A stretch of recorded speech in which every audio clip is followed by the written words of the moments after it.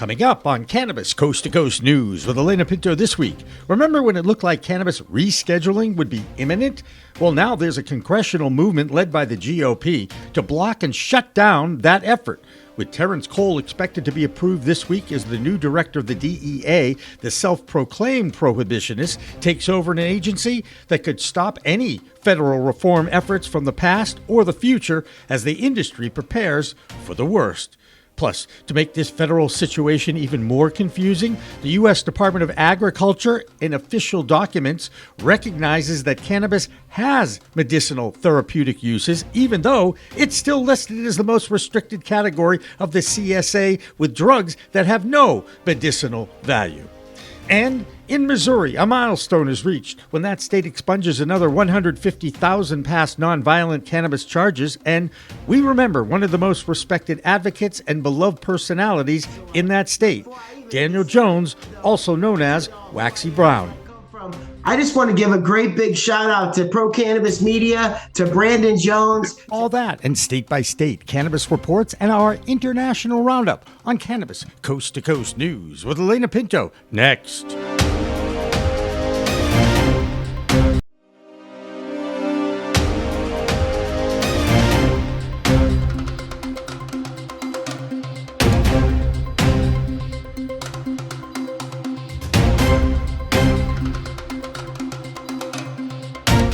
Hi, everyone. Welcome to another edition of Cannabis Coast to Coast News, WPCM TV's weekly record of the fight to end cannabis prohibition in our time. I'm Alaina Pinto.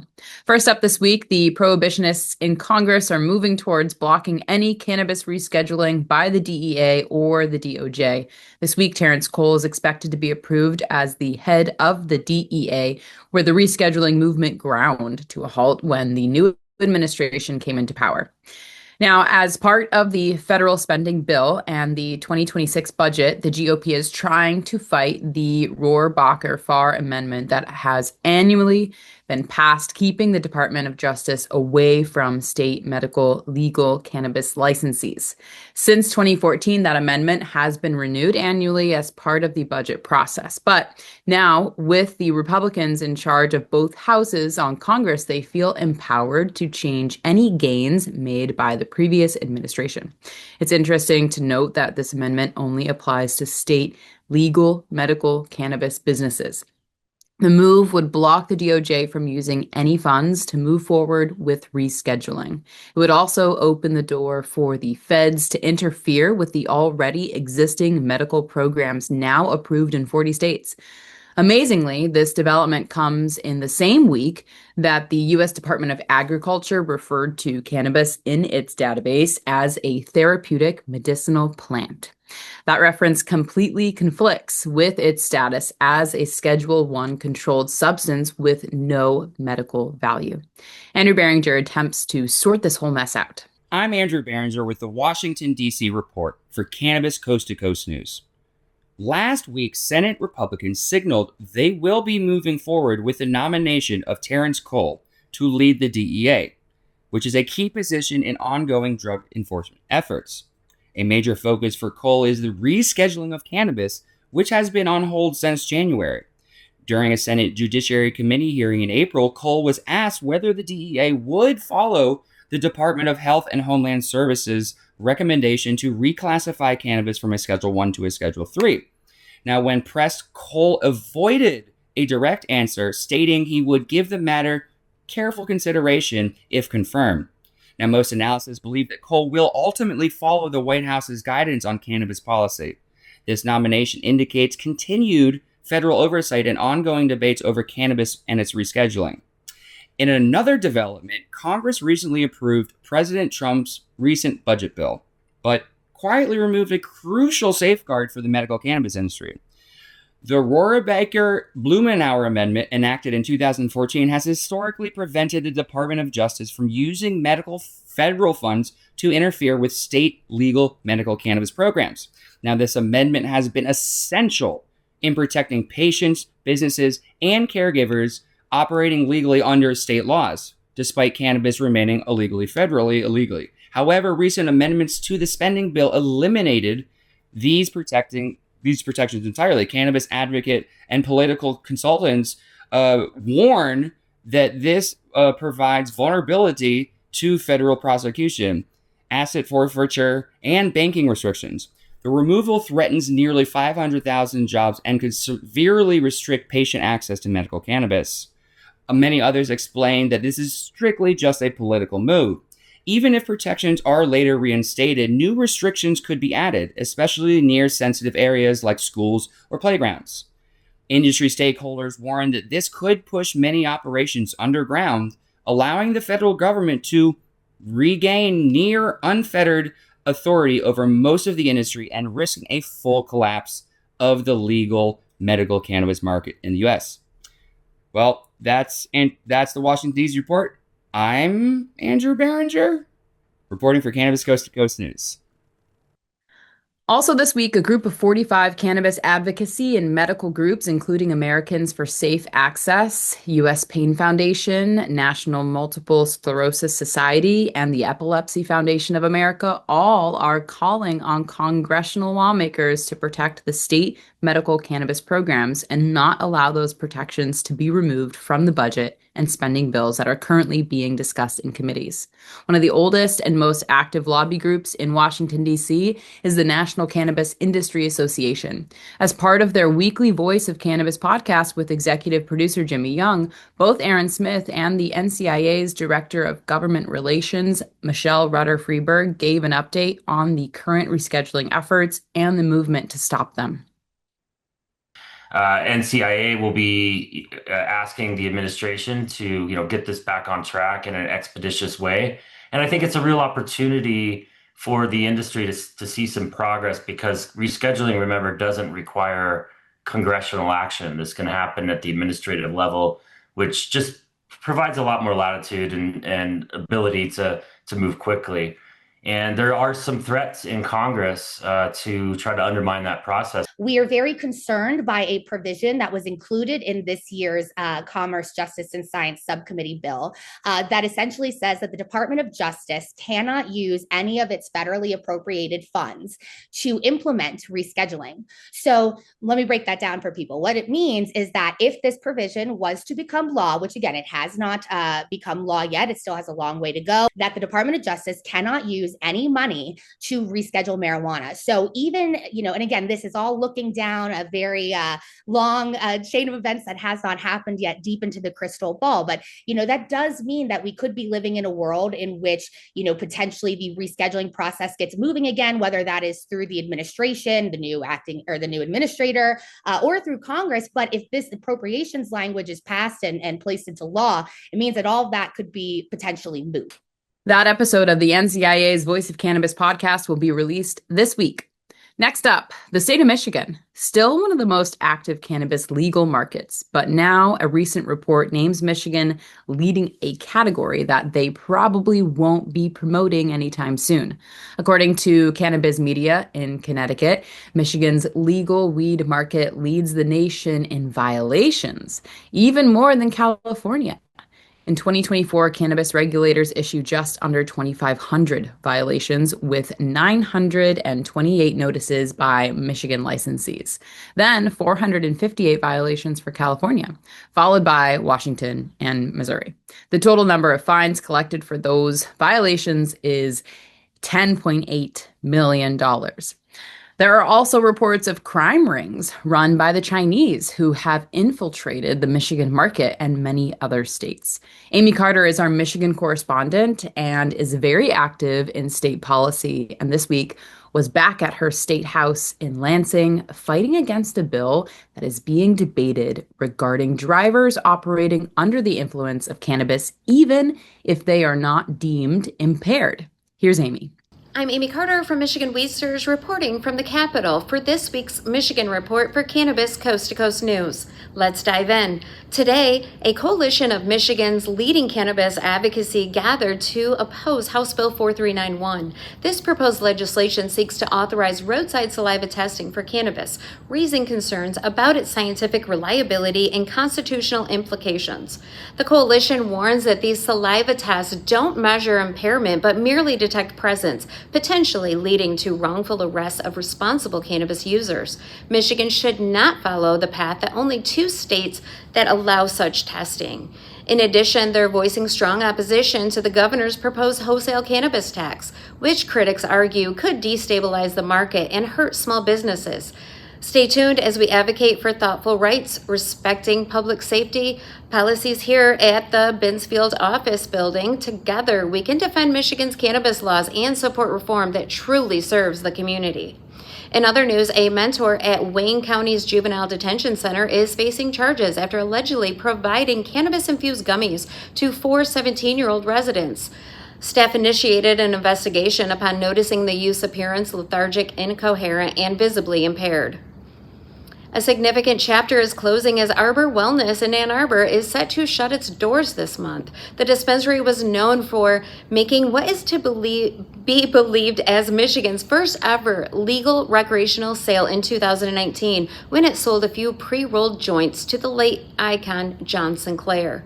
In Pinckney, C3 Industries is seeking to establish a new dispensary in a former fire station and is collaborating with village officials to secure the town's sole cannabis license. Additionally, cannabis prices continue to decline across Michigan, leading to decreased tax revenue. Local governments may soon start feeling financial pressure, and industry leaders caution that small growers may not endure the challenges of the state's oversaturated cannabis market without necessary reforms.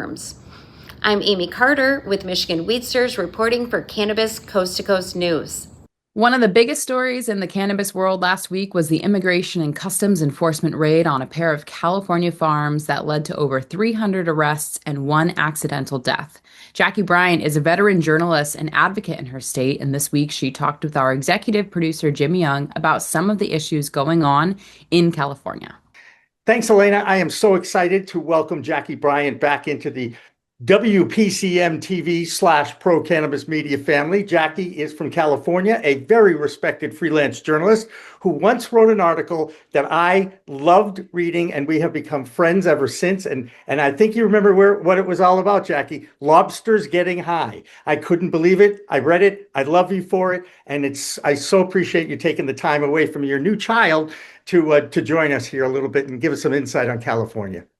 Yeah, absolutely. What do you got for me? I'm stoked to be back. Let's talk about what happened in California last week with the ICE raids. And of course, you know, when it becomes the cannabis community that gets targeted here, it tends to get a little bit, I don't know, I always think of conspiracies. Did they pick this farm because they were growing cannabis, or did they pick it as a farm and that is producing produce? And or did it even matter, do you think? You know, I think there's probably a lot of things going on here. I don't doubt that the reports of having minors being present or working on the farm played a big role in this, that's a problem no matter where you stand on this issue. I do think, I don't know if it was, I can't say, you know, whether or not it was targeted specifically because it is a cannabis farm. I will say that a large number of undocumented folks work on farms, period, in the United States. A very large number of the, you know, farm labor force in the United States is made up of undocumented workers. So if there is a political intention to target California and then target farms, that's obviously a pretty easy way to go. That being said, Trump did say like a couple of months, like in the last few months, that he wouldn't be targeting farms after the farm lobby freaked out when he started doing ICE raids on certain farms. And so I think maybe politically, yes, cannabis is kind of that more moral gray area where they can say where they can target farm workers with a federal mandate because cannabis is legal, as is aiding and, you know, employing, you know, people without proper work authorization. So and obviously employing children as well. So there's a lot of things going on here. I think cannabis definitely made it a hell of a lot easier. And I do think it provides a way for Trump to make an example of farm workers without targeting more traditional agricultural products like, you know, obviously food.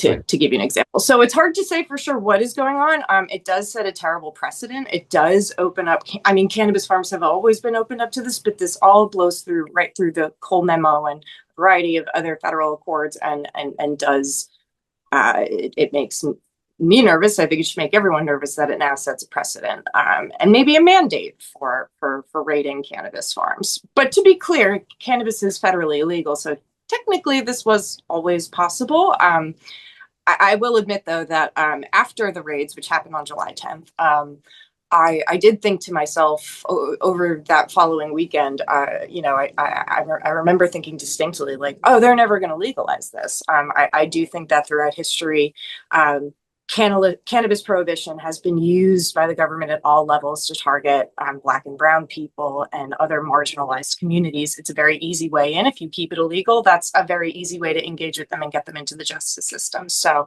my takeaway from what happened very personally is that, why would they legalize it if they can have this as legal cover for targeting so many other, initiatives politically?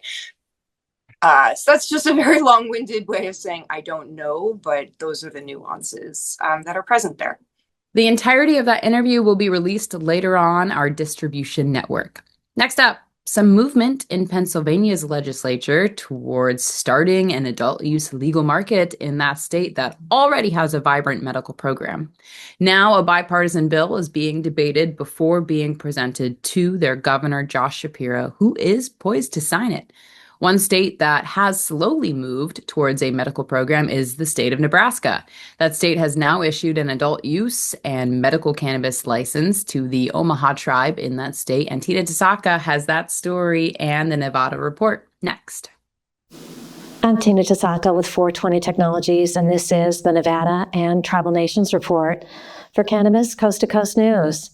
The Cannabis Compliance Board, CCB, has released new statistics for July, and here's the breakdown of licensed establishments for Nevada.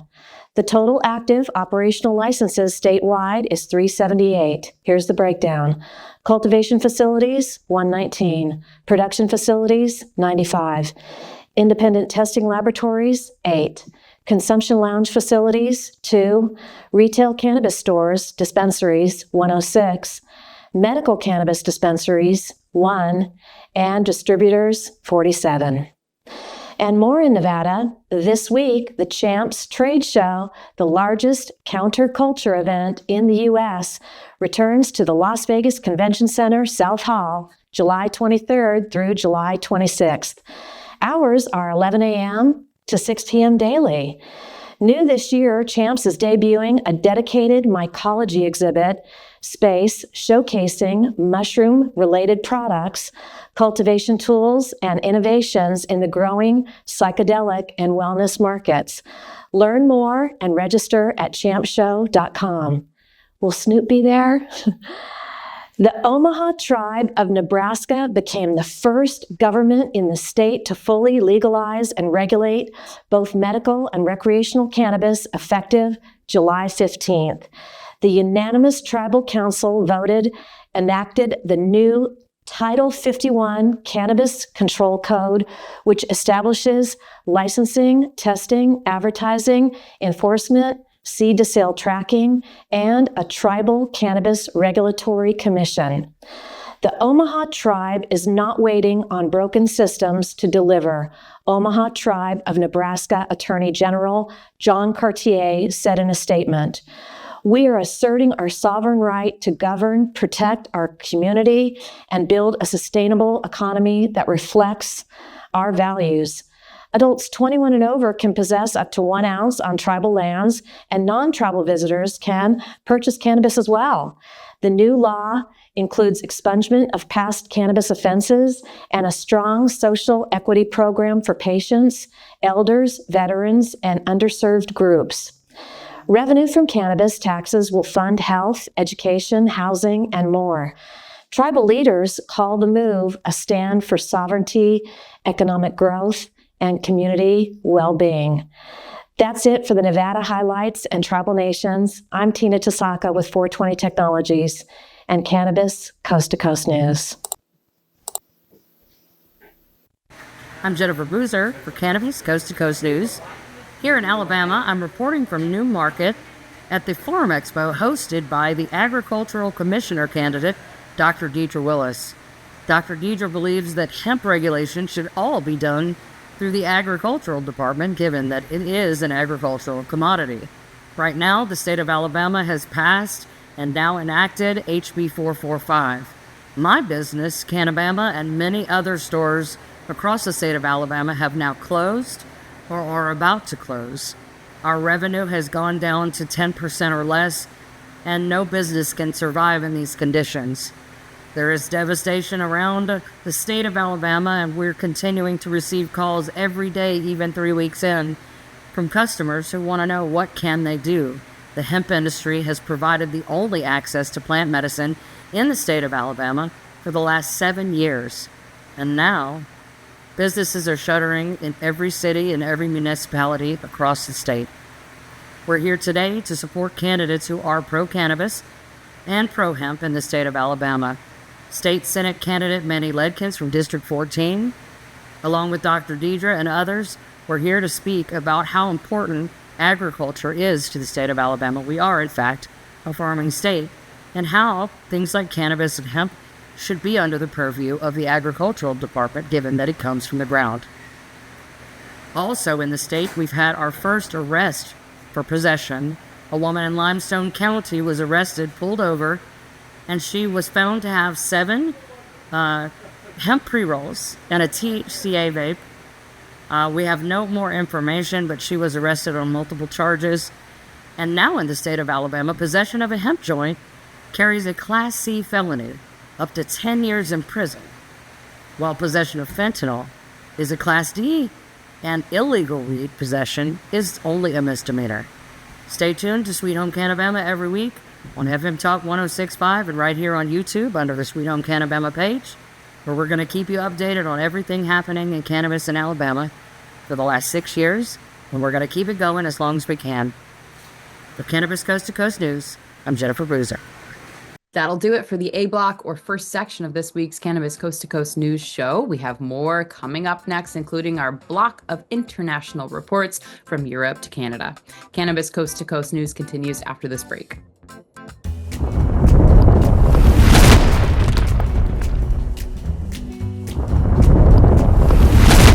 Accounting Buds has grown into Buds Group, the same award-winning quality, now with more service offerings.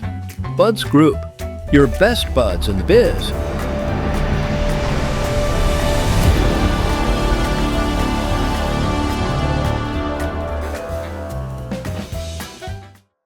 Looking for PR that over-delivers on expectations? At Maverick Public Relations, they pair big agency experience with personalized attention. From launching award-winning brands to securing top-tier media hits, their data-driven communications team helps visionary leaders and entrepreneurs rise above the media noise. Maverick PR is responsive, collaborative, and relentless about results and ROI. Visit themaverickpr.com and make headlines together.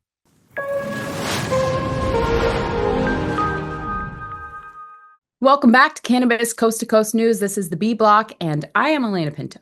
This is the international block of our weekly program, and we start with Ben Stevens, the editor of the Business of Cannabis at Prohibition Partners. Ben. I'm Ben Stevens with Business of Cannabis with this week's European report for Cannabis Coast to Coast News.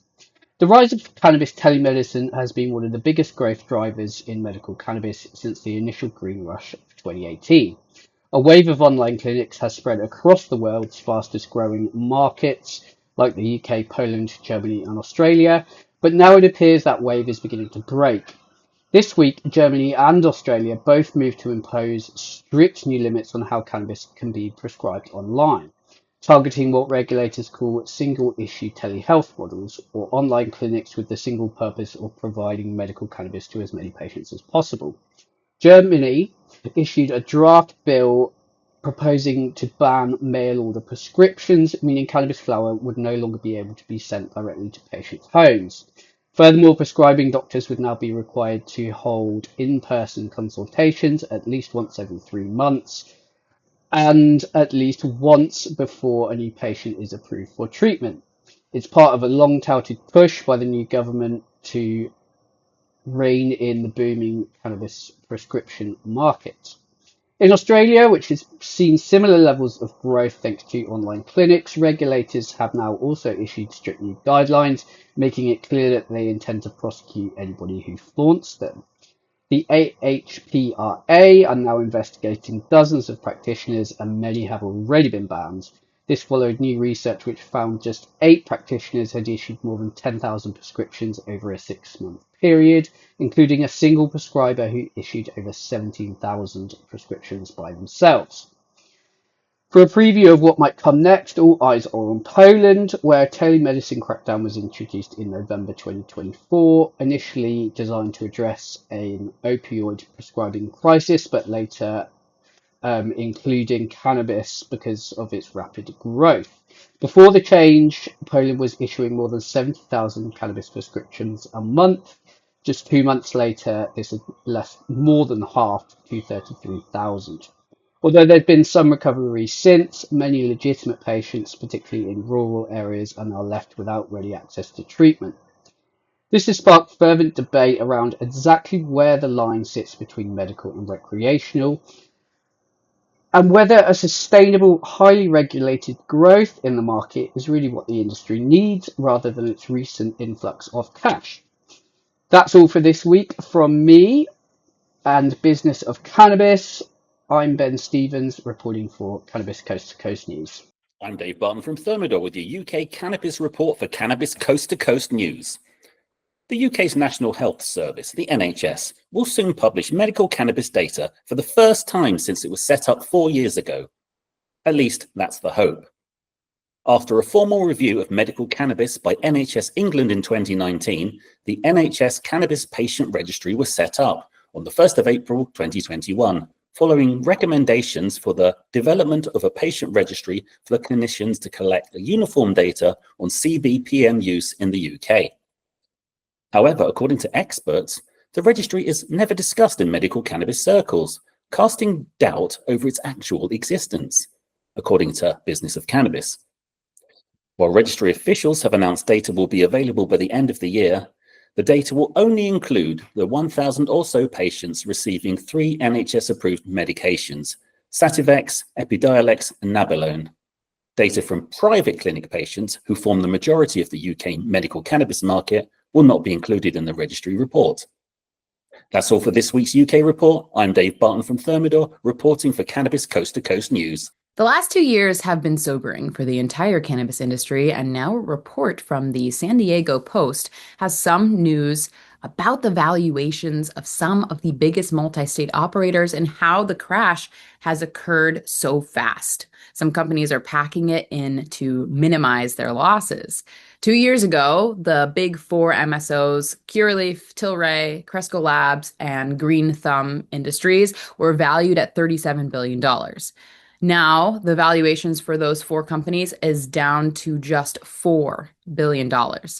The only 2 states to move forward with adult use over the past 2 years is Ohio and Minnesota, and the race to become the 25th adult use state has stalled, even though Pennsylvania continues to be the odds-on favorite to get that done this year through a legislative initiative led by their governor. So what happened to the Green Rush? Coming out of the pandemic, where many states allowed the cannabis industry to survive as an essential medicine to its patients, the growth of the market has stalled. Or in the case of New York, over 300 licenses for dispensaries were issued only to see the price of flower plunge. The same thing is happening in Massachusetts, where 36 dispensaries have closed over the past year.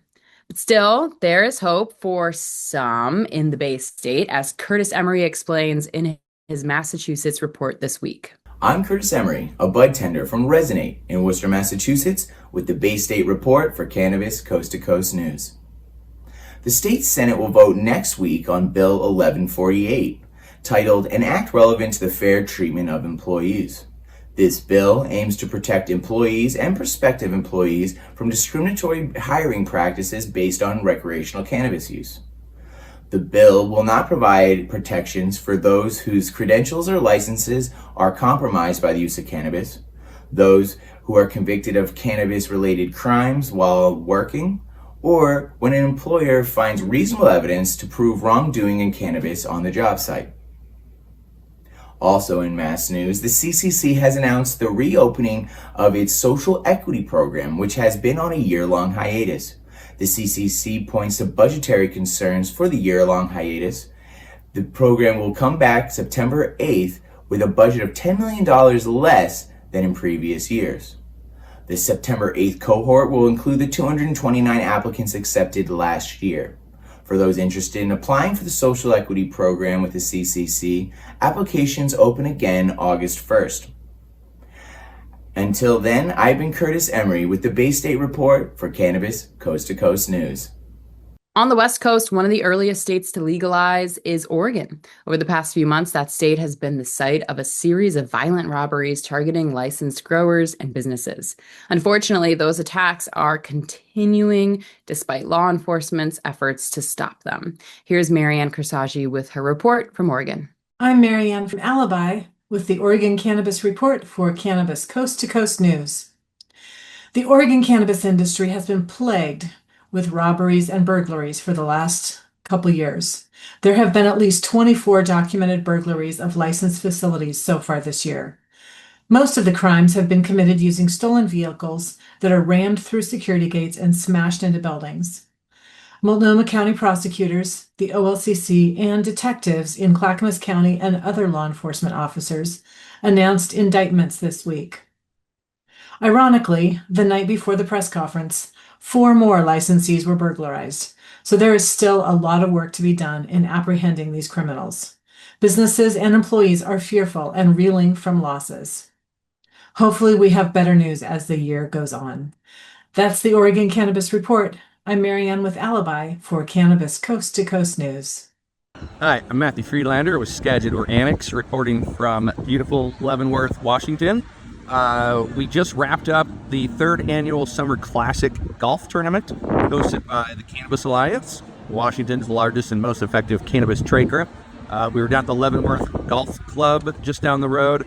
Great event, super fun, really nice to just get together with community and just have a good time and kind of remember what we're all doing here in the cannabis space. So back to legislation, however, though, we are in the interim of our legislative session, and we are starting to ramp up our review of new and ongoing legislation. There's a effort to revamp our tax structure here in Washington, and there's going to be some legislation to overhaul leadership at the LCB, so the Washington Liquor and Cannabis Board. So we are keeping an eye on those 2 pieces of legislation pretty closely. There's a lot of other things we're working on as well, but that's what I've got for you this week out of Washington State.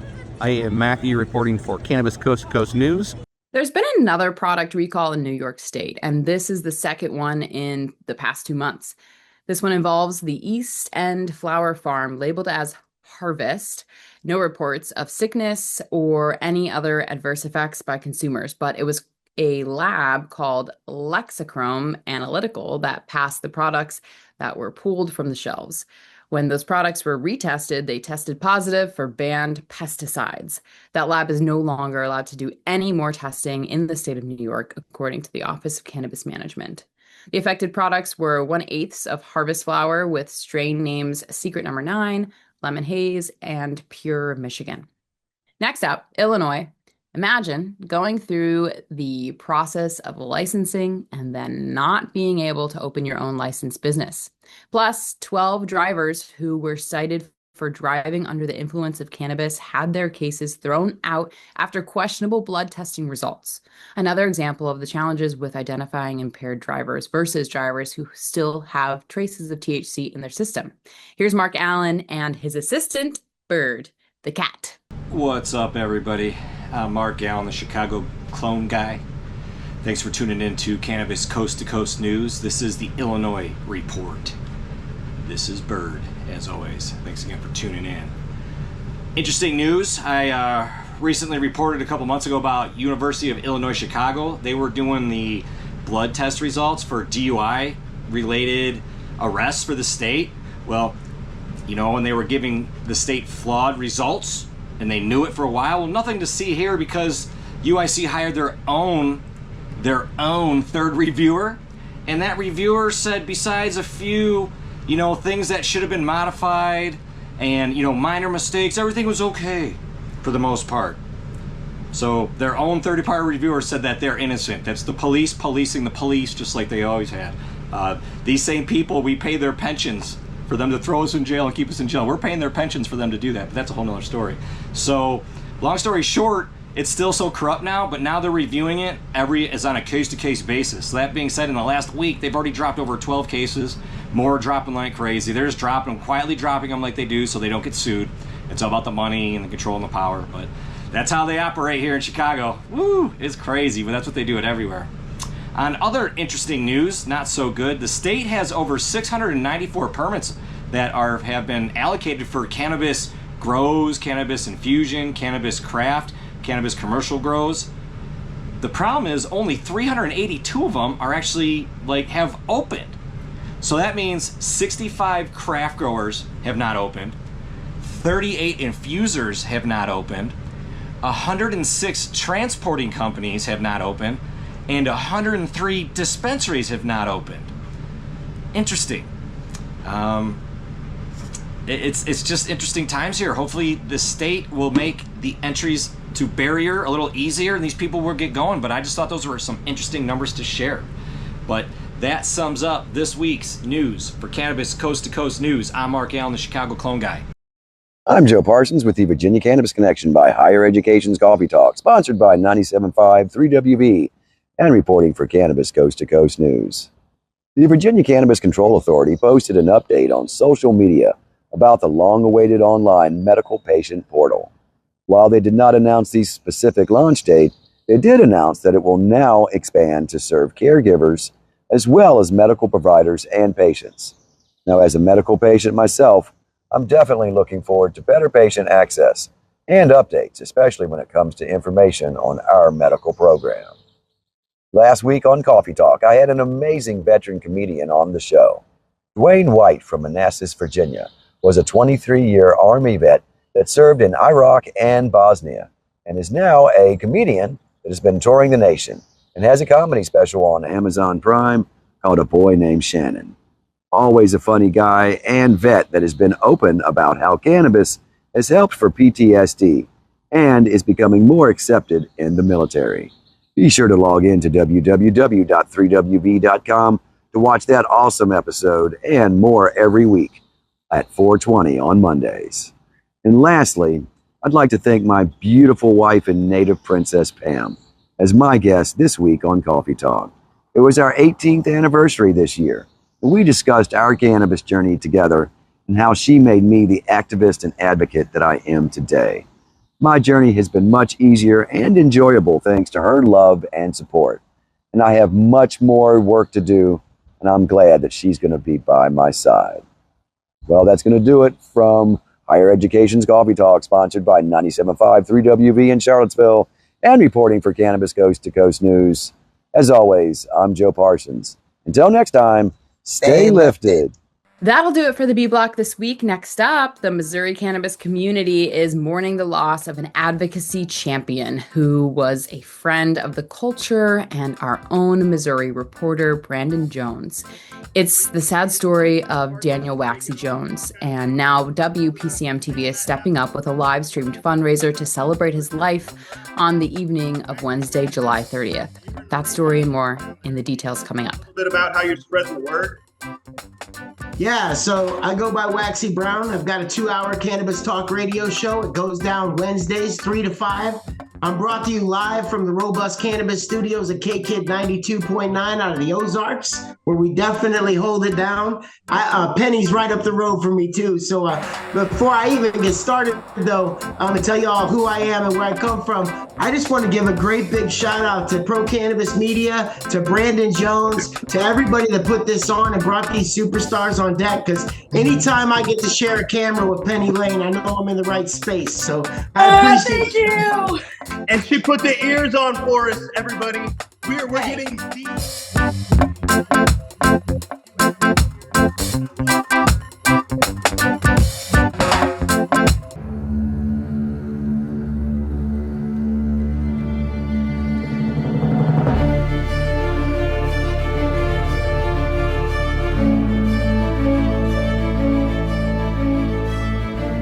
what if we're right?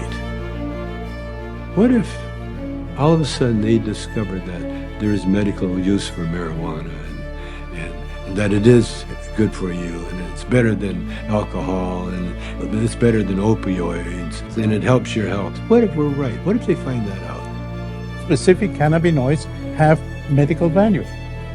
These are facts. I'm here today in hopes to assist in removing the demonized stigma of cannabis and the perception that cannabis is just about getting high. The true base of this plant has to be known.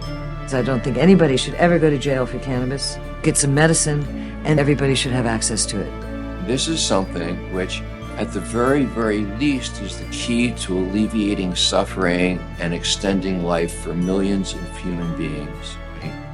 For returning some kind of balance to our society, and quite possibly of restoring our planet's natural balance as well.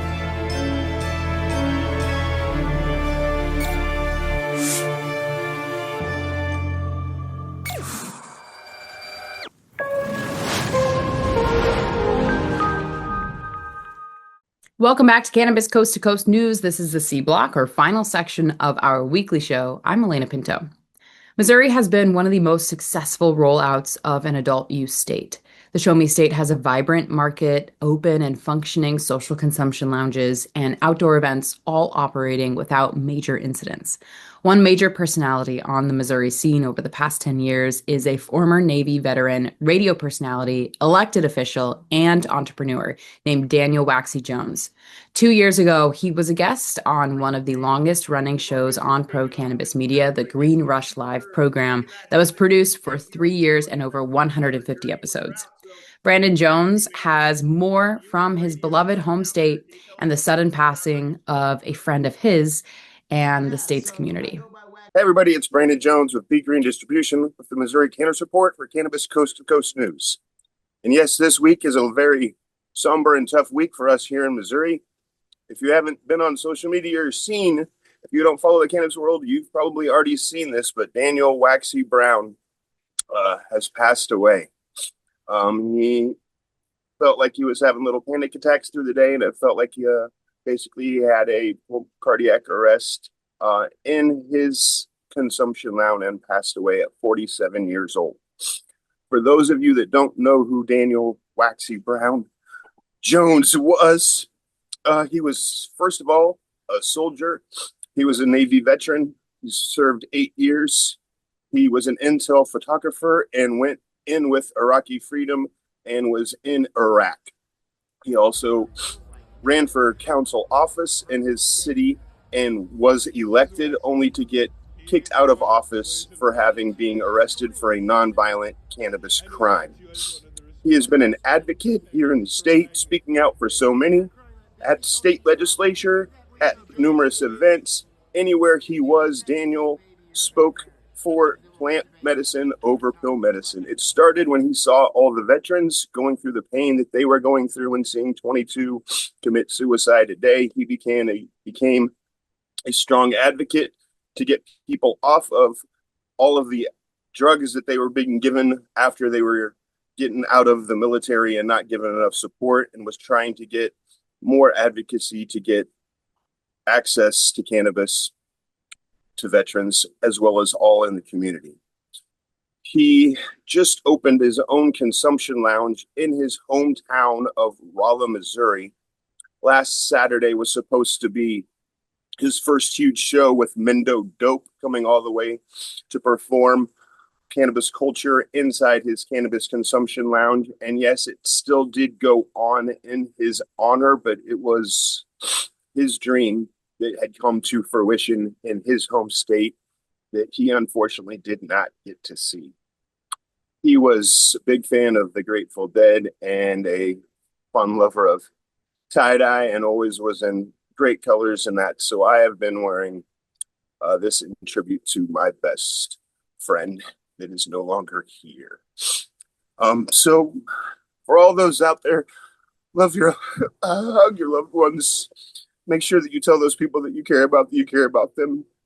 And one thing that Waxy would be extremely proud on, and yes, I'm supposed to be in doing news, is there was 150,000 people that we have left out of jail here for cannabis expungement. Expungement has reached 150,000 in the state of Missouri. I'm sorry, I can't speak very well right now, but that's something Daniel will be extremely proud of, that those people are getting out of jail for non-violent cannabis crimes, and that has reached 150,000 in the state of Missouri. I don't think that number would be there if it wasn't for Daniel and people like him standing up for what people should have and not be in jail for a non-violent crime smoking plan. I wish I had 4 hours to talk, but we will be doing a show thanks to Jimmy and the kind people at Pro Cannabis Media in Waxy's honor on July 30th. He does have a GoFundMe page to help his family and his friends. So if you could please join us on July 30th, we will be doing a show for Waxy in his honor with some people from the Courage and Cannabis books as well. He was also written about in that book with his change and his advocacy. So again, I'm Brandon Jones. Morning here in Missouri. Pro Cannabis Media's Coast to Coast News. Have a great day. The live special celebrating Waxy Jones's life and influence on the cannabis community of Missouri will be live on Wednesday, July 30th at 8 p.m. Eastern, 7 p.m. Central, and 5 p.m. Pacific Coast time.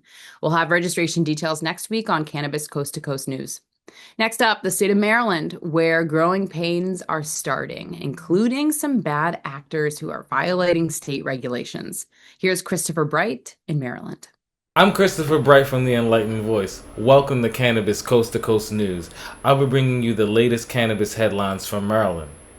A surprise inspection by the NCIA has landed Sears Natural in hot water. The September 2023 inspection at their Spectrum Drive facility uncovered multiple violations of Maryland's Cannabis Reform Act. Issues included an improper sublease with Patriot Medical Laboratories, raising concerns about operational control. The company also failed to maintain proper security protocols with inadequate visitor logs and supervision.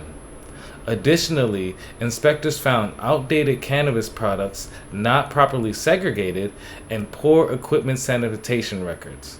Sears Natural has entered a consent order with the NCIA agreeing to fix these issues and operate under stricter oversight to ensure compliance in Maryland's growing cannabis market. And now we have our content creator of the week. I would like to shine a spotlight on Jordan, aka Joe's Canico. Joe is an inspiration to all chronic illness warriors. Even though she suffers from occipital neuralgia, she has not let that stop her from pursuing her dreams. From showcasing what strains help her condition, showing some of her favorite books, or just spreading awareness, Joe is a multifaceted content creator. Definitely check her out on IG at Joe's Canico and read Joe books. And that's all for this week's Maryland Cannabis Report. I'm Christopher Bright from the Enlightened Voice, reporting for Cannabis Coast to Coast News. It was a historic week in New Jersey where the Garden State issued its first 4 licenses for consumption lounges. 2 of them are going to be located in Atlantic City, which could turn into a major attraction for that coastal resort and casino community. Here's more from the Garden State with Jill Goldsberry. Hey, Jill Goldsberry here with Cannabis Coast to Coast News, and there's big news out of New Jersey this week. For the first time ever, Cannabis Regulatory Commission, the cannabis regulators have officially approved on-site cannabis consumption for New Jersey. I know, I can't believe it either. But 4 dispensaries have gotten the go-ahead, High Rollers in Sunny Tiana, Atlantic City, also another dispensary called Ginseng out of Mercantile, and Urban out of Newark just got the green light from the Cannabis Regulatory Commission to have on-site consumption. And the best thing is all 4 of these dispensaries are diversity owned. They are minority, women owned, veteran, and disabled owned dispensaries. And the chairwoman, Diana Hugh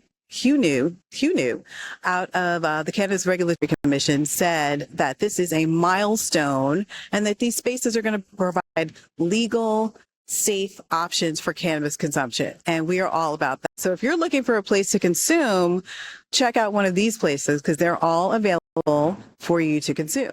In other news, if you're looking for wellness events to add into your cannabis consumption, I've got several that you want to check out. There is a Cape May event coming up, Cape May Beach event coming up with Butter Cake. Also, Liberty State Park is hosting the Butter Cake Yoga and Cannabis event coming up all within the next few weeks. So if you go to their website, go to their Instagram, you can check out those events, and you can also tell them that you are looking to, do some more cannabis consumption in a healthy space. So I'm Jill Goldsberry with Cannabis Coast to Coast News. Thanks for watching. We'll see you next time. One state that is always in the news when it comes to their medical market is Oklahoma.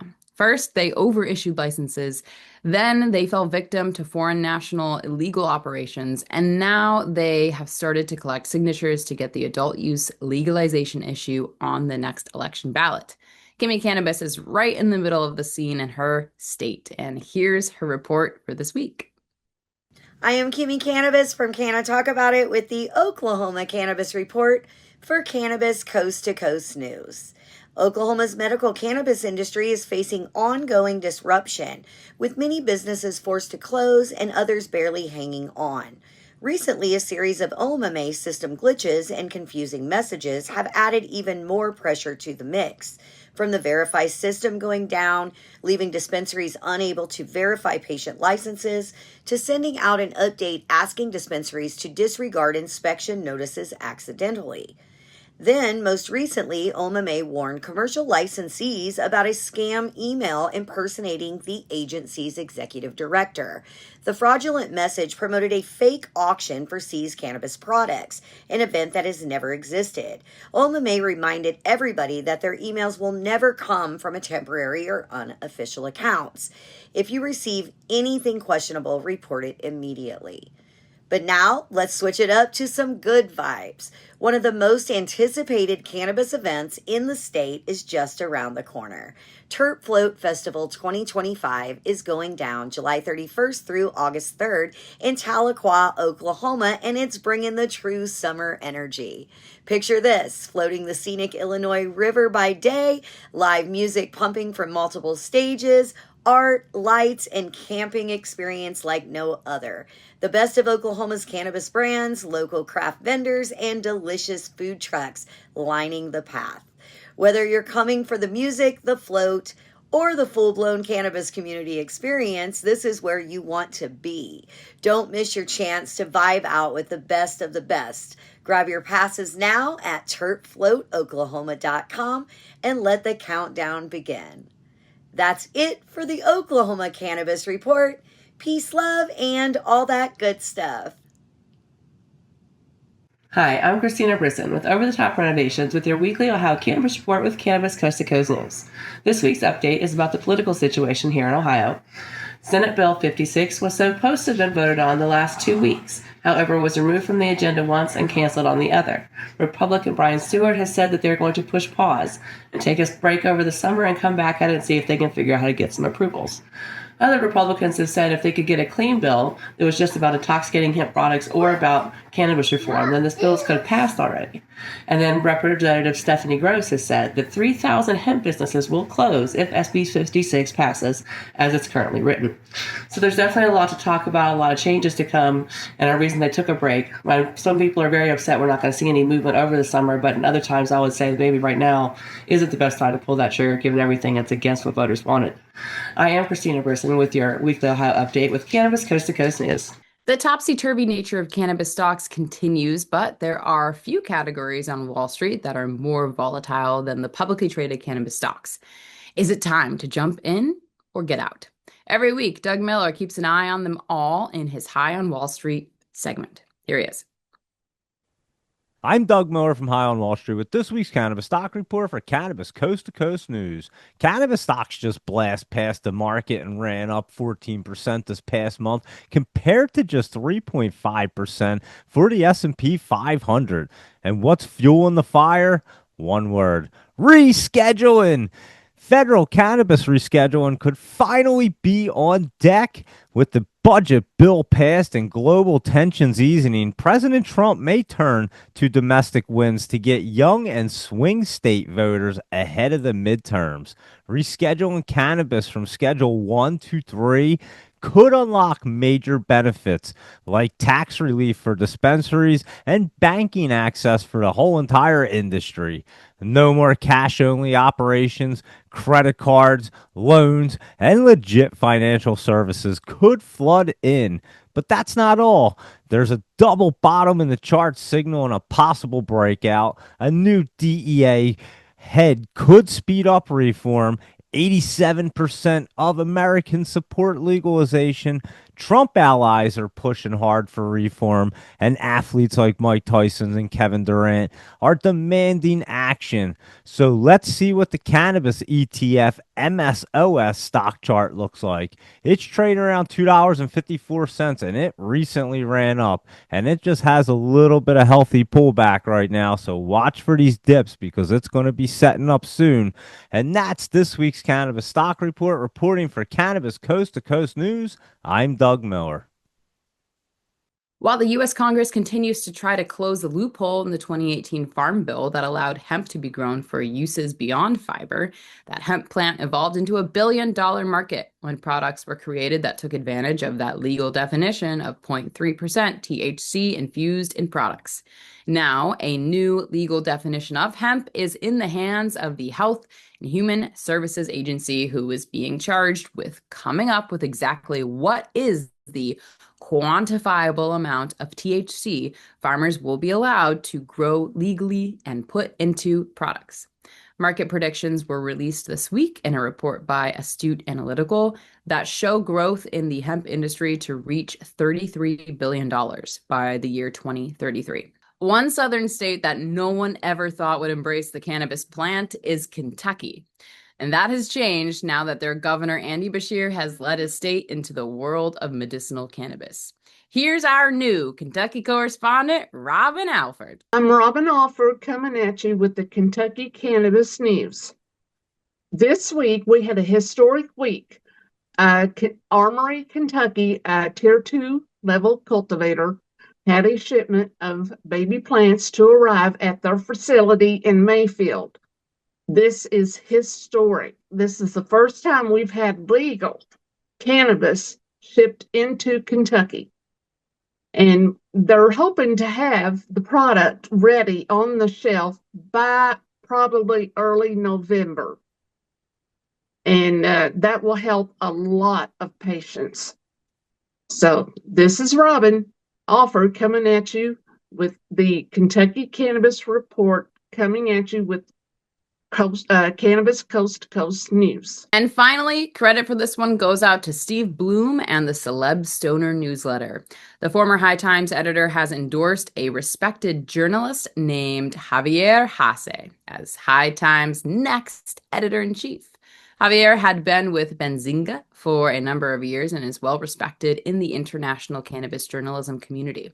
Right now, he is carrying the title as acting editor-in-chief, but the new owner of High Times, Josh Kesselman, texted Steve this week to confirm the appointment of Hasse as the acting editor and is a part of the new transitional team at High Times that is going through a renaissance under new ownership.